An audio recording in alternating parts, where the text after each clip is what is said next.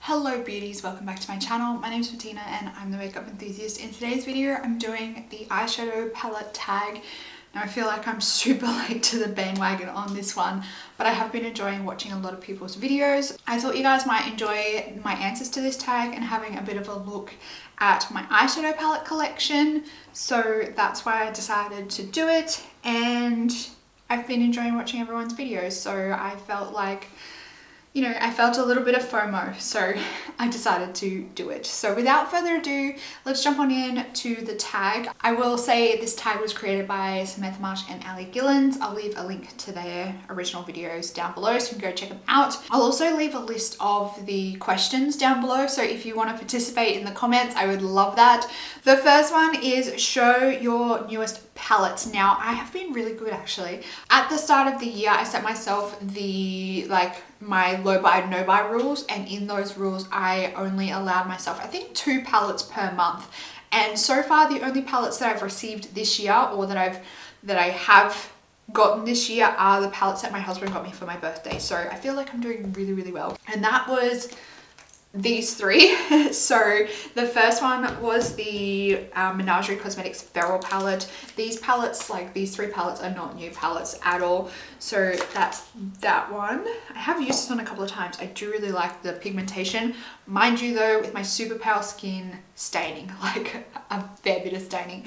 And then the Melt Vita palette. You guys have seen these before and they sit behind me all the time because I think that these are absolutely beautiful, and my camera would rather focus on these than my face most of the time, because apparently my camera only recognizes skulls, not my human face. It would rather focus on this than my human face, but we are trying to figure that out. So those are my 3 most recent palettes. I got them like all at the same time. Highlighter is intense today. I got a new highlighter and I decided to put it on, but I think I went a little bit overboard. The next one is your oldest palette, and from my memory this is my oldest palette. I think it may possibly be something else, but this is the Urban Decay Naked 1. I actually have Pan in 2 shades in this palette. I don't really grab this palette out all that much anymore these days. This is, I don't even want to have a guess as to how old this palette is. It's probably maybe like 7 or 8 years old, I think. I don't know. It's funny how the Urban Decay Naked palettes, like this palette in particular, was like revolutionary for its time, and now when you look at the Urban Decay lineup, it's kind of like end. Like when you compare it to everything else on the market, it's like end. Like, is that all you've got? Show your most expensive palettes, and for this I have 2 because they are exactly the same price. So this is a Viseart Grande Pro 1 and the Viseart Grande Pro 2. I purchased one of these and then I had one of them gifted to me one year for my birthday. So these are the Viseart, this is the Grande Pro 1. So it's just 30 shades of matte shadows in like a gradient form. The layouts of these palettes are really, like, they're really satisfying for me. I love the way that they have laid these palettes out. I don't grab these out all that much for my own personal use. I have used these in my kit a little bit, but in terms of like for my own personal use, I don't really use it all that much. And then this is the shimmer palette, and then number 3 is like a red green tone palette. I haven't purchased that one, maybe one day, but these guys are $175 US each. So they are freaking expensive. Like, they are so expensive, and with the exchange rate at the moment, there's no way I will be picking up the number 3 anytime soon. The next one is show your most affordable palette, and for that I have my Colourpop monochromatic palettes. So I have the Blue Moon, I have the It's My Pleasure, and the Just My Luck. Out of all of these, I think the It's My Pleasure is probably my favorite, just because I'm a purple gal. When it comes to eyeshadows that I absolutely love wearing on a daily basis, purple is it. And then this is the Blue Moon, and then the Just My Luck. These are a great option if you are looking for like an affordable way to get some color in your collection, but at the same time the Colourpop singles is also another option, and if you go that route you can design your own palettes with the BYOP option that they have. Show your everyday palette. For that one, I went with the Bare Minerals Aurora Lights palette. I chose this one because for me it just has a lot of like neutral lighter tones that I like to wear on an everyday basis. It's got some really nice shimmers in here, and the like lighter shimmers as well. There are some really beautiful like duochrome colors in some of these lighter colors down this end. But then you can also ramp it up if you want to go a little bit more intense. So yeah, I really like this palette on an everyday basis. The formula on this palette is like, I love the formula on this palette. I find it really nice and blendable. It's nice and buildable. I think Bare Minerals did a really good job on this palette. Show your most colourful palette. And for that, I went with, let me just sort the stack out, the Stacey Marie and Be Perfect Carnival palette. This is the first edition of this palette, and I really like this palette. I did a few looks using this palette and I thought that they turned out beautifully. The navy in this palette is actually really nice navy, and then even some of these brighter colors like the yellows and the pinks and the orange there are really nice and pigmented as well. So yeah, I think that this is probably one of my, I don't know whether it is the most colorful, but in terms of like a good range of colors, this one, it definitely takes the cake. The next one is show your smallest palette, and for that is this little guy here. This is the Urban Decay Naked Basics 1 palette. This is super tiny. I am actually really considering picking this as one of my pan those palettes for this year at some point maybe, because yeah, I just want to get more use out of it. It's getting pretty old, and the packaging, like it's starting to get like this really, it's similar to how the, what are they called? It's similar to how the Real Techniques handles go. They get like that weird kind of sticky, gross feeling on it, and this is starting to get that. So I'd really like to get some use out of this palette and then like chuff it out of my collection. Show your biggest palette. For that one, again, would be my Stacey Marie Be Perfect Carnival palette, just because of the size. Most of my palettes are like probably, I don't know, they're more like that ABH palette size, or the Too Faced Gingerbread palette size, kind of that size, only a little bit bigger. Whereas this, she's got a bit of width and she is thick. So it definitely is not the easiest one to store, but I do store it on the shelf behind here. You can see today this shelf here is not looking the neatest because I had to grab some palettes out just for this this bit right here. I was one of the people that was like complaining, like I really like this palette, but I was complaining about how big it is, like big in size, big in thickness, and then for round 2 they thought it was a good idea to make it bigger again. Even though there was a huge cry from the consumers saying that this was too big, they went bigger again. Like they just kicked the consumer opinion to the curb and went and did their own thing for edition 2 of this palette. I don't know. Plus they doubled up with colors between this palette and the edition 2. I think there's like a 10 shadows or something crossover. So needless to say, I didn't get edition 2 of this palette, but this one definitely is my biggest palette that I have. I missed one. Show your palette with the best memory. Now for that one, show your palette with the best memory. For that, I've chosen the Too Faced Gingerbread Spice palette. This was the first gingerbread palette. I chose this one out because this is always the palette that I tend to take away with me whenever we kind of go away for weekends or stay anywhere. I always generally grab this palette out, so it has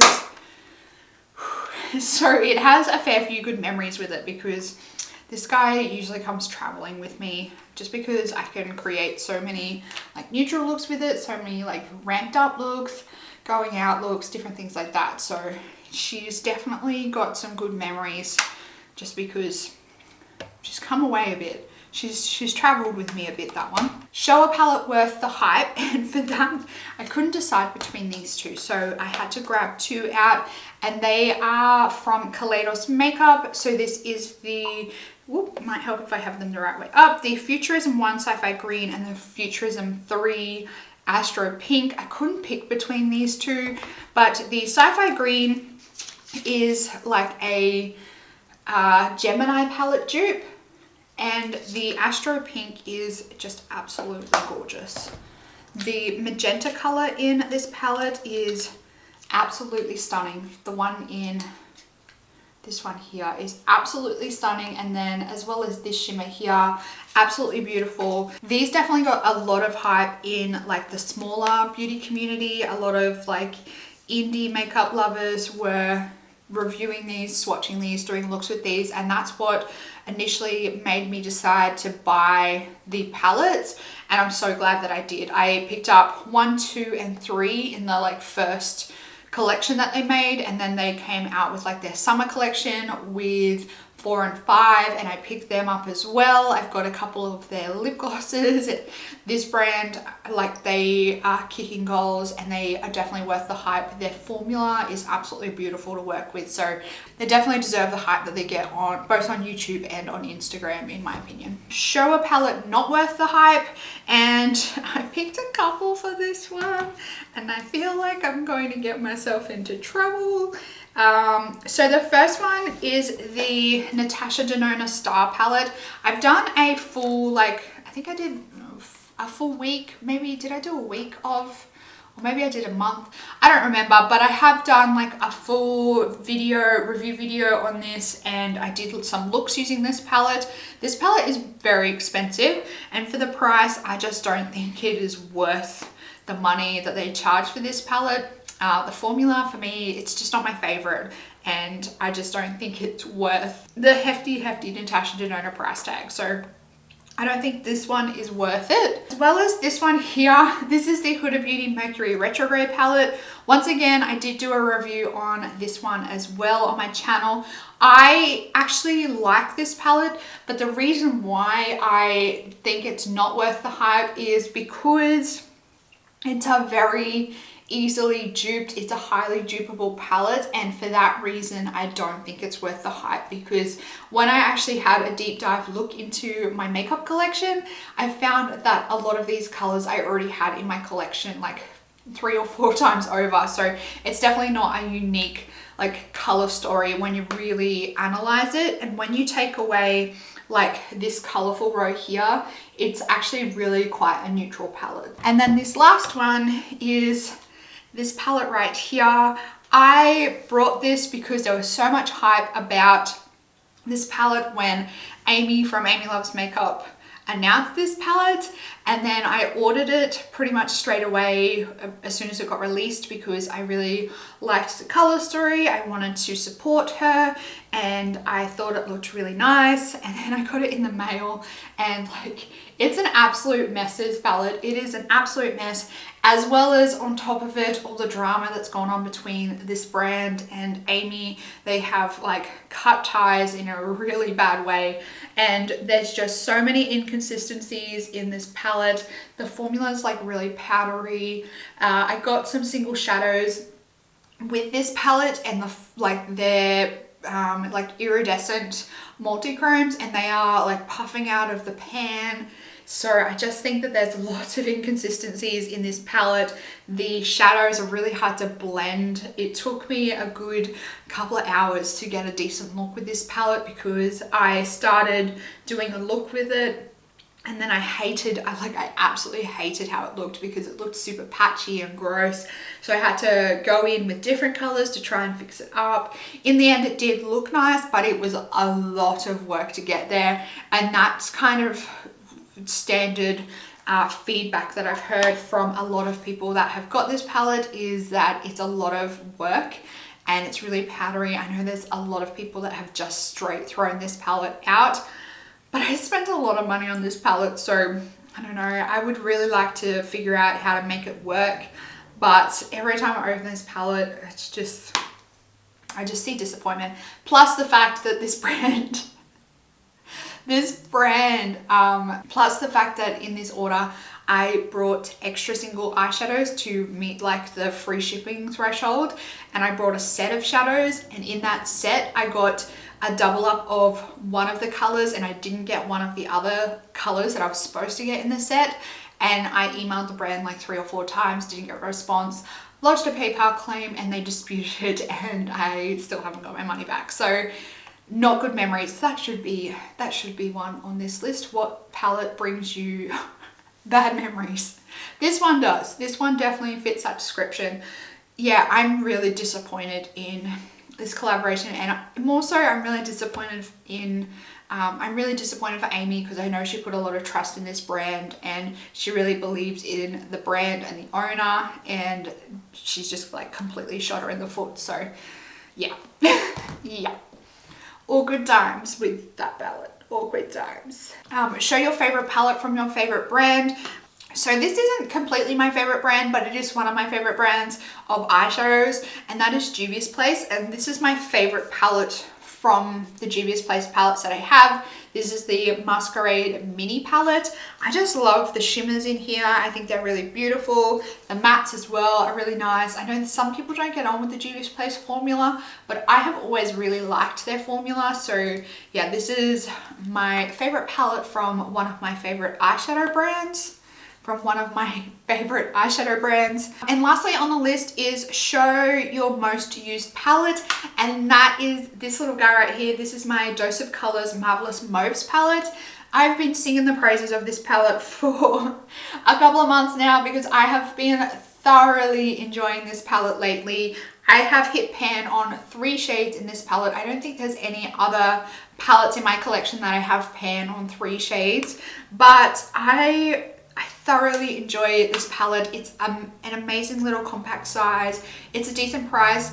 The formula is beautifully blendable. Like, it is so beautiful. I think if you just kept blending and blending with this, it would probably blend away to nothing. But I love the tones of these. Mauve eyeshadows is, oh, it's my jam. I love purples and mauve eyeshadows. I wear this like on a daily basis as like my work matte eyeshadows, and then I pair it with like a Super Shock shadow or something like that. Beautiful, absolutely beautiful. This formula is beautiful to work with, and I've had this in my Pan That Palette series since I think February, maybe March. I can't quite remember, February or March I think, and I have managed to hit pan on 3 shades.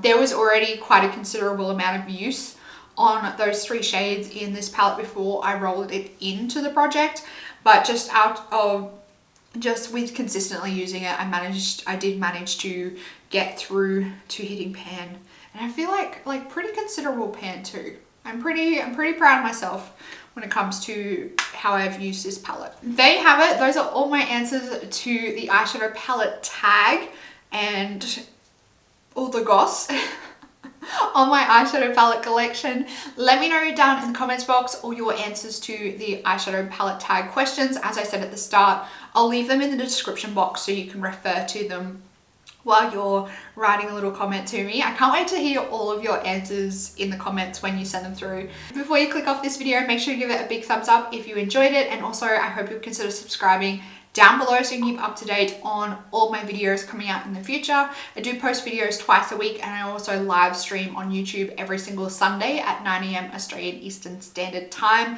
Come hang out, it's a hoot. We talk about new beauty releases and we discuss whether we're going to be buying them or not, so I would love to have you there. And that's it for this video, everyone. I hope you are having a fantastic day. I hope you're staying safe and healthy and looking after yourself. And with all that being said, I will see you in the next video. Goodbye.